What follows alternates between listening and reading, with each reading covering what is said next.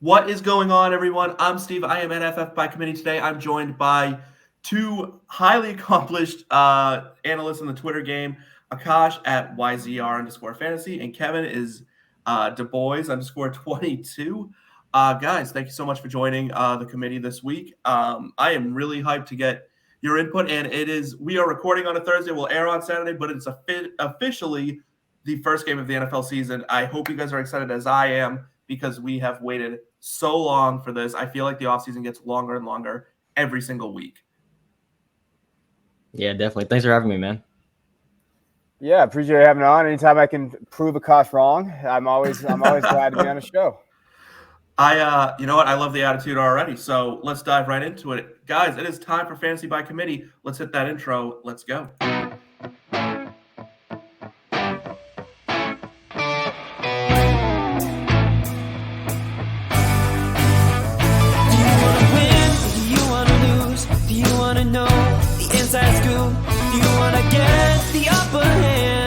Together the best game plan. Then welcome to Fantasy by Committee.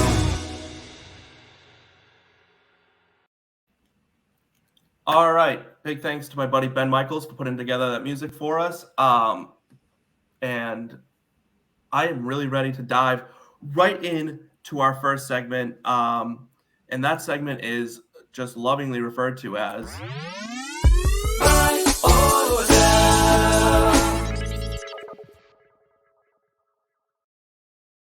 Yes, we are buying or selling takes this year, and I just love throwing graphics and music up on the screen because it's less time I have to talk during this. So, Akash, you'll start you'll take the first take, Kevin, you'll take the second take, and we'll trade off from there, okay? So, Akash, buy or sell, Justin Herbert will lead the league in passing yards this year. There's a lot of candidates, but so like Justin Herbert against the field, I would take the field, but Justin Herbert against like just at odds, I think that he has a good chance. I think Vegas has him one of the highest odds, if not the highest. So yeah, I'll say buy it. Sure. All right, we'll buy. Kevin. Yeah, I hate to agree the first one. I think it's close. I mean, last year he was second right behind Brady. I mean, so he's still the precedent. I think they're going to be in that division. I think the game scripts are going to really do well with him having to throw the ball a lot because I think it's going to be high-scoring games, especially in that division. So I would buy this. I was looking for the odds earlier, and it kind of just depends. But I think he's the highest odds. Is he really? Wow. So a lot of these questions come right out of my projections, and I actually just, without looking at Vegas odds, projected him to have the most. So it's basically when you guys buy or sell, it's either you're agreeing with me or disagreeing with me on top of each other, which really makes for a fun time for me because usually then I have to defend whatever I've come up with. But I always like to start with a little bit more of a softball one. Justin Herbert, everyone loves him. But here's one. Kevin, we're going to start with you. Do you buy or sell that James Conner will regress to a back-end RB2 borderline flex play? Yeah, I'm buying that. I'm out on James Conner this year based on cost, based on I think he does regress a little bit. I think that the health thing is a real concern as well. Like I think he's fine, but he's going to be a flex. Like if you're banking on him being a running back one, like I think some people are doing right now, which is crazy to me. I'm out there in redraft. I think in Dynasty you should have got rid of him last year. I think he's going to regress a little bit. Yeah. Yeah, I'll sell the narrative. I think the volume is going to be good, and as well as the high value touches in the red zone and in the passing game, especially without Edmonds and instead of Edmonds having or Darrell Williams. So it should be more in the receiving game, and obviously he's going to get the goal line work, and so in a good offense. So I think he is kind of straddling the line between an RB1 and an RB2, kind of straddling the line between a running back that you want in the first couple rounds and the running back dead zone. But I think that I don't think he's going to regress as far to be like a low end RB2 / flex. But I could see him finishing around like RB16 or something. He could be RB8 again, like he was around last year, just off the volume and touchdown rate. But I think that, I don't know, there's some validity to the take if he does regress a lot in that department, but I think that the volume would just be too good. So does it worry like either of you that half of his points almost came from touchdowns last year? Like I think it's something like 46% of his points came just on touchdowns. Not really. I mean, a little bit because I think his touchdown rate was like one of the highest of the decades. It's like the top 20 out of like 1,000 running backs. But that's kind of what his role is, and so it'll come down a little bit, but it should still be good. Is he an outlier? Am I hearing outliers here? That's You are. James Conner touchdown machine. I'd be more concerned. You got that dog in him. Hell yeah. I'd be more concerned if they had brought somebody in, but they didn't really bring anybody in. I like Darrell Williams. Like I like Darrell Williams, but he hasn't beat out Benjamin, which doesn't make in terms of what he did in camp. I just think that Conner is more of a running back 2. I think he's getting drafted as a running back 1, which if you want to take that shot, that's fine. I'm just worried about. I think this offense is going to regress a little bit too. I like Marquise Brown. Marquise Brown's one of my favorite players this year. But I do think that this offense could take a step back. AJ Green, I think they will maybe rely on Conner, but Conner hasn't been that great of a pass catching back. He's been okay. I do think Darrell can step in there. I don't know what the hell Eno's doing in front of him, but I do think Darrell can make a solid play for that role. In my home league, I think Darrell might just be bad. Okay, come on. He's not that bad. He did well last year. He's pretty bad. In terms of like as a rusher, he was awful last year. And how is he? Wait, hold on. Tell me how he was awful. I mean, he didn't do too bad last year. Efficiency wise, I think. Oh, here we go. He was awful. Here we go. Efficiency. It's not like efficiency matters, but Darrell. It's like we're talking about Darrell fucking Williams here. It's not like he's anyone established. I'm not surprised. Hey, he had 57 targets last year. Yeah, I know because he's started some games. He's going to start some games in Arizona too, right? He could. He will. Maybe. I've heard that beat him out, so we'll see. Maybe. I think Eno might have beat him out, honestly. Like hasn't a role so far.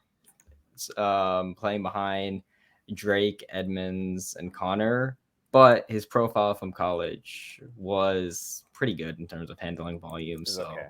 Yeah.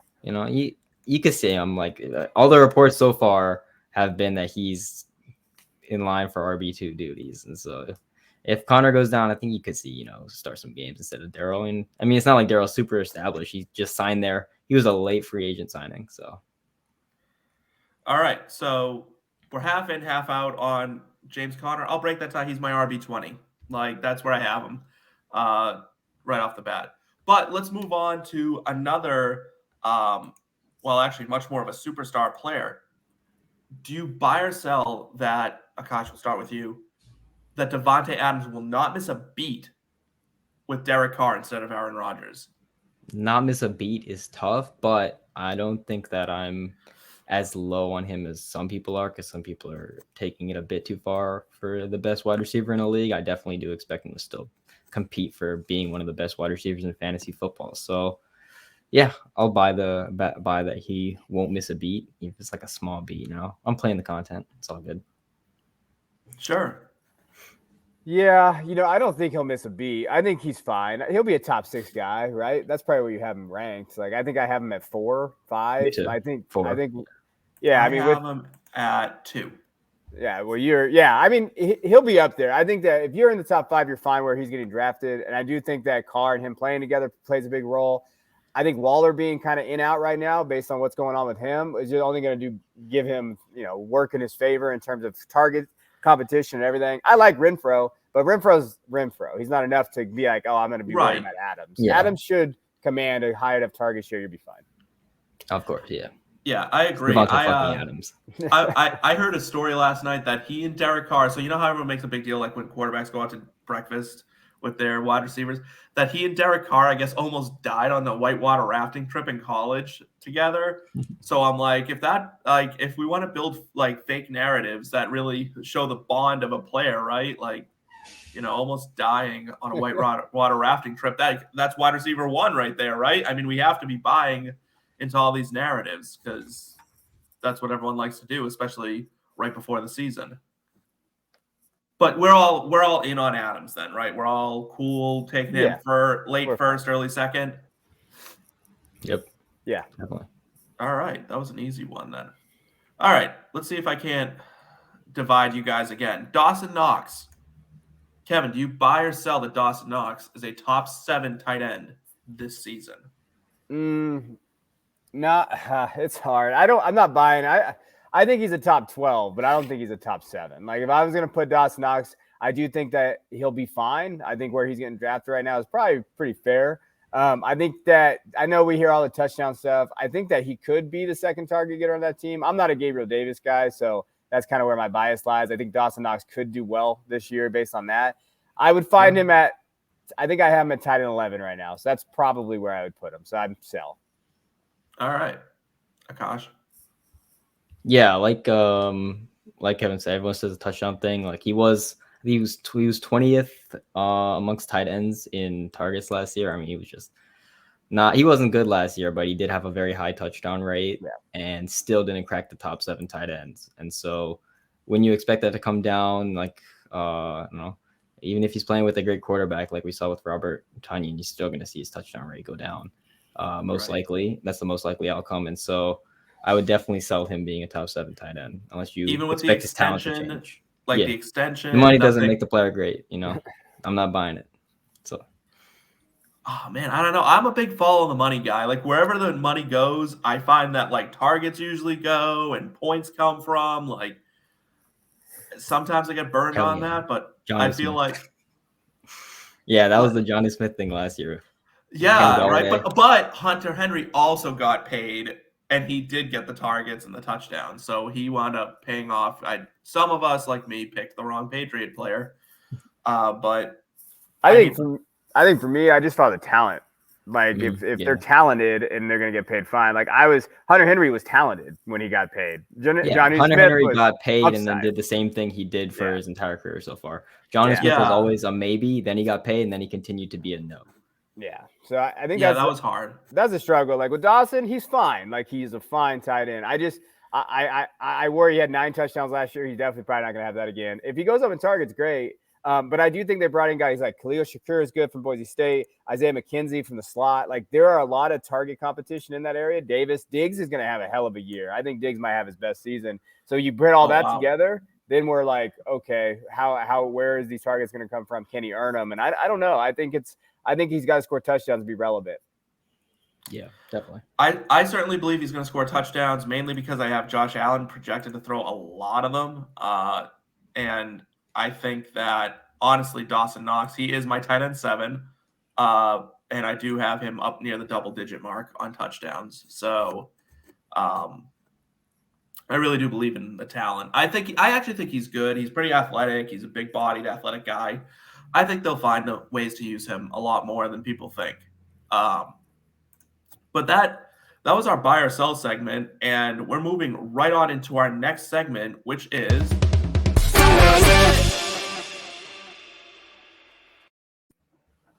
so it is officially week 1. This does air on a Saturday, which means people can listen in and then tune their lineups for it. That's the way I designed it, and that's the way it seems to be executed. So we are going to start. Kevin, are you comfortable? That's the key. Are you comfortable starting these guys? Are you comfortable starting Jameis Winston week 1 against Atlanta, or are you looking for other options? Oh, no, I'm all in on Jameis this year. I think he could be a very good fantasy option. I mean, I'm comfortable with it. Like I don't think in a 12-team league you're probably going to start Jameis just based on ADP, but I think I would if I had to. Let's say you waited a while and you had it. They improved. They got Olave there. If Thomas comes back, I don't know what the hell's going on with Michael Thomas, but if Michael Thomas seems like he's on track to play based on all the reports I saw today when I was doing some research, if those weapons are there against a porous Atlanta defense, I mean, yeah, I'll take the shot and maybe he'll come out. And he was very efficient last year before he had 14 touchdowns, 3 interceptions. He could have 3 or 4 touchdowns this game just based on the defense, based on game script. So I'm all aboard the Winston train. I feel like I'd be comfortable starting into if I have to. I love it. Yeah, the thing about like in a 12-team 1 QB league, I don't think you're going to be starting him. That's the thing for me. So I would probably have him as a sit, but I don't know. I guess if you're really desperate, then chase the projections and the Vegas lines. And so I don't know. So you're not the way I do start sit decisions is basically your name, Steve, and it's by committee. I just go off of what everyone else says and projections on Sleeper. But yeah, that's one way to do it. I mean, honestly, like there's a bunch of experts being paid to project this. Like, it's probably not the worst strategy in the world to be like, I'm just putting my highest projected lineup out there, and whatever happens, pretty happens. much, because there's a lot of weekly variance. I don't know. We're not that good at this on the week-to-week basis. We can barely get half the things right on a year-to-year basis. If I get half the things right on a year-to-year basis, I feel like I'm doing pretty good. All right. How about Chase Edmonds against New England? We comfortable with him, or we looking elsewhere for a starter? Yeah, I'm comfortable with him. He should lead the running backs in receptions and carries and have a good role, especially if you had your team more of a 0 RB build or a hero RB build and he's your RB2. Definitely, I'd feel comfortable with it. I have some teams out there like that. Sure. Yeah, Kevin? I mean, yeah, no, I think for this week, I'm just checking my rankings right now. I have him at running back 24. I mean, I'm comfortable with that, and he's my running back 2 in a lot of leagues, just based on that upside from the passing game. I think he fits the system really well. I broke down the Dolphins when I was doing some stuff for football guys this summer over like who you would want, and Edmonds really profiled well for me just based on what they're trying to do. I think he looks really good in their rushing attack. And then also, I think Tua will find him, kind of like Akash said. I think that he will have the targets. He's going to lead that backfield in targets. If he finds the end zone better, but in PPR leagues, he should get you 10 to 12, pretty safe floor. I love it. Yeah. Chase Edmonds for me, I'm actually really, really high on Chase Edmonds for some reason.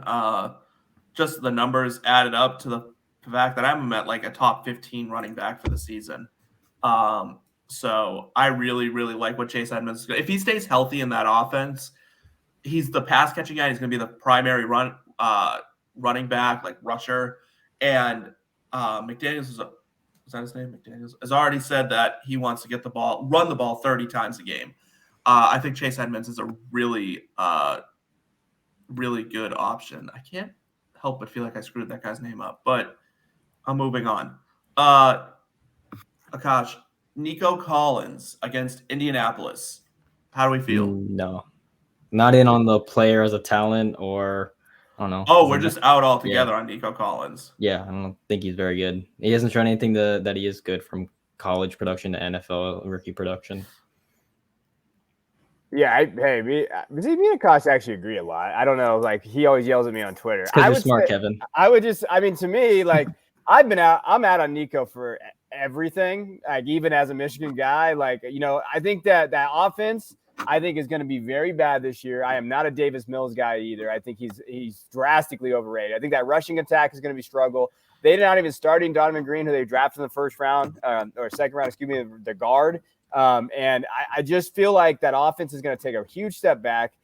The only guy I really want is Brandon Cooks, just because he's the wide receiver 1. I think he's going to get targeted. Nico struggles at everything. Separation. I think he can score touchdowns if they throw it up and he gets it, but it's such a volatile play. Like just based on my weekly rankings right now, he's in my 58. That's how far down he is. Yeah, so that's pretty just much. That's just like a C drop him. Yeah, I'd feel comfortable with that. Like if I'm in a 12-teamer, like home league redraft, I'd drop a Nico for any backup running back on waivers. Wow.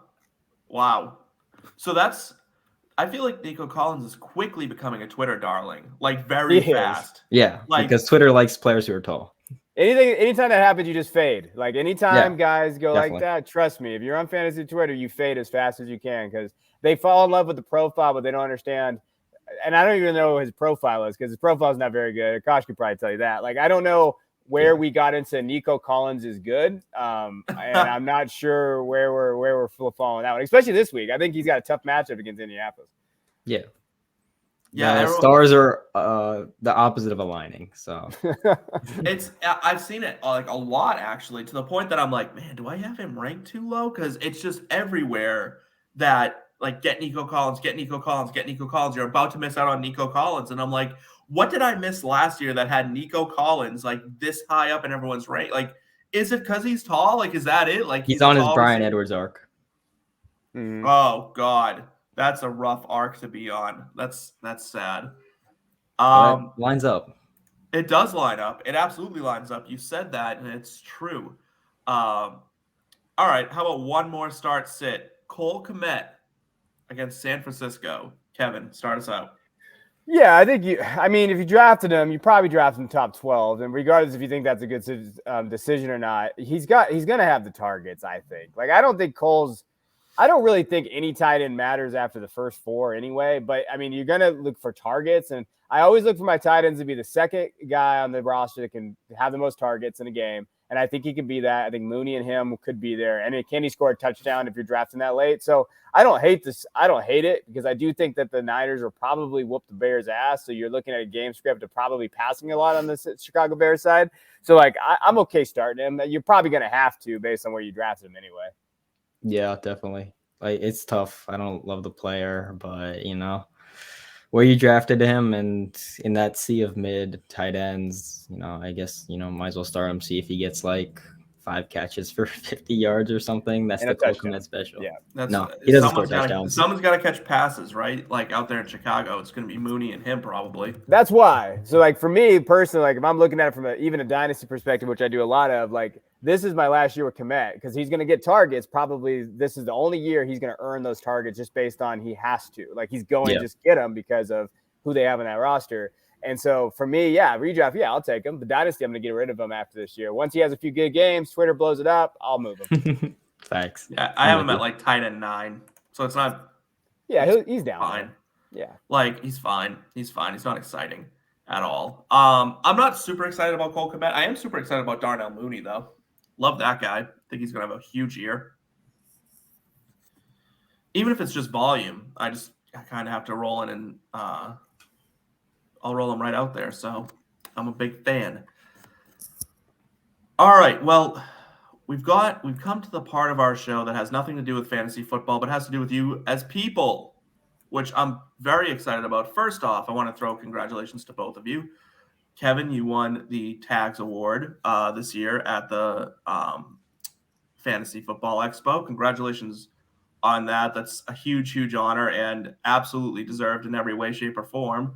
I've followed you for a few years because I haven't been that active on Twitter that long, but you've absolutely earned every accolade you've ever gotten and will ever get. And I am just very impressed with how you go about it. So congratulations on that. Thank you. No, I appreciate it. Tag's a great guy, and unfortunately, he's not around anymore, and he's not with us. But I'm just hoping that I hope that I'm able to make him proud for getting it, and just trying to do my best out here in the fantasy space, which is definitely a little harder than what people think it is.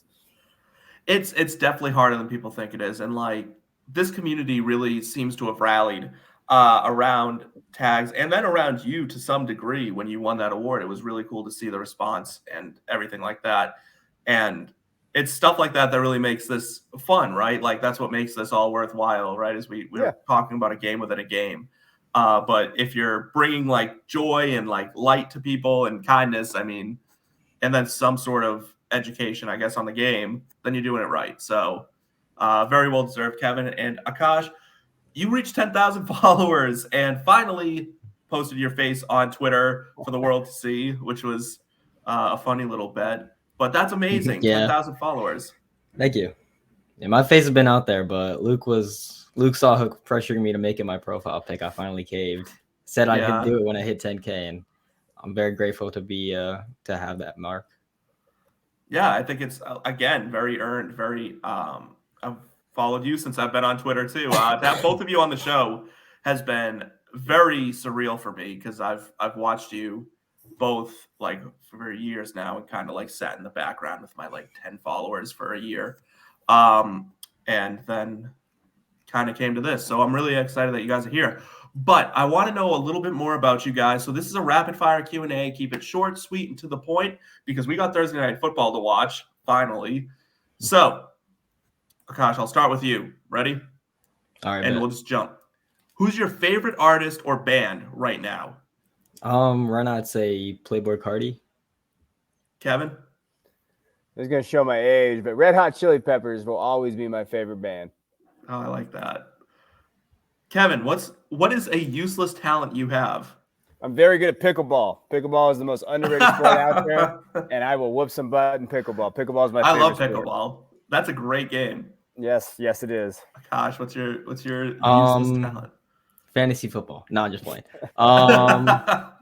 It's really weird, but running Subway Surfers without collecting any coins. Hell yeah. All right. What's your favorite ice cream flavor? Chocolate. It's basic, but I don't know. I like it. So there's a running joke on Twitter because I hate ice cream, but if I had to eat ice cream, it would be chocolate chip cookie dough. Hell yeah. Okay. That's Wait good. a minute. Can I change my answer? Yeah, sure. You want chocolate chip cookie dough too? No, I do. Yeah. All right, cool. That's your both your. Wait a minute. Why do you hate ice cream? I just thought the texture to me. I'm not a big. That's why I need like the cookie dough in it. Like I need like something there. I'm not a big dessert guy. I eat cheesecake. Cheesecake's pretty much the only dessert that I like. Okay. All right. Damn, Cheesecake's bro, really that's good. crazy. All right, dessert. Kevin. What emoji do you use the most often? Oh, probably. I was looking at this. Either the poop emoji, just because it's shitty, the poopy takes I see, or the fist bump. The fist bump probably is my number one. How about you, Akash? For me, it's like this, Oh yeah. or the laughing, or the crying, or the wink. I don't know. I just use emojis to convey vibes. So It's all about the vibes. Yeah. I think my most used one is like that sideways laughing, crying emoji. That's a Like good he's like tilted. I don't know Yeah. why I like that one over the one that's like straightforward, probably because I'm not straight. And that's how I roll. So, all right, Kevin, what is your favorite random fact that you know? I have a couple, but my favorite one probably Australia is wider than the moon. Really? Yeah, I teach history and geography and stuff, so yeah, I always throw out these little tidbits. But yeah, I didn't know Australia- that. No, I mean like that's crazy. Australia is wider than the moon. Damn, that's crazy. I didn't know that. That's That is pretty cool. crazy. Okay, what's yours? Mine would be that dogs can't spit. I don't know why I know it, but I do. That is a weird one to know. That's I a actually weird do one to know why I know it, and it's super meta because my brother is watching this dumb TV show where they have to know random facts, and that was the random fact that someone knew, so now I know that random fact. The first one that came into my mind. That's amazing. All right, last question. Ready? I didn't put this one on there. Akash, start us off. Who wins tonight? Bills or Rams? Bills. Kevin? I'll take the Bills. I'll take the -3.5. Rams. I'll take the Rams and go against the group. Guys, thank you so much for coming out. This has been an absolute blast. I'm sorry I sounded like garbage. I am probably just dying of COVID again. But anyway, that'll do it for us here this week. Please make sure to like, share, give everyone here a follow on Twitter, comment on this podcast, let us know your thoughts, be a part of the community, and get in on the action. Thank you to Akash and Kevin. Ben, thank you for the music, and to Triple Play for hosting the show, welcoming me in. Make sure you subscribe to the channel. Bell cow running backs are great, but fantasy is meant to be played in a committee. Here at Fantasy by Committee, we believe that it is never goodbye. It is just till next time, guys. So thank you, and I will see you next time. Have a great night, guys.